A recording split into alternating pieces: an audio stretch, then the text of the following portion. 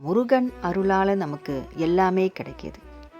படிப்பு கிடைக்கிது, வேலை கிடைக்கிது, வாழ்க்கை கிடைக்கிது. இந்த மாதிரி சில நபர்களும் நமக்கு முருகனோட அருளால் கிடைக்கிறாங்க.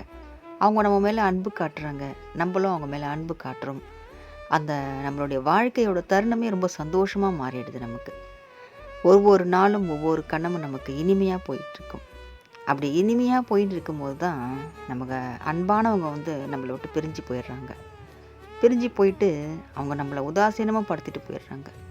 அப்போ தான் நம்ம நினைக்கிறோம், முருகனோட அருளால் நமக்கு கிடைச்ச அன்பு நம்மளை விட்டு போயிட்டாங்களே அப்படின்னு. ஆனால் நிச்சயமாக அது முருகனோட அருளால் அந்த அன்பு கிடைச்சிருக்காது. முருகனோட அருளால் கிடைக்கிற அன்பு என்றைக்குமே விட்டு போகாது. நம்ம ஆயுள் முழுதும், நம்ம மரணம் வரைக்கும், மரணம் முடிந்தும் தொடரும் அந்த அன்பு. நம்மளோட நினைவுகள் அவங்ககிட்ட இருந்துகிட்டே இருக்கும்.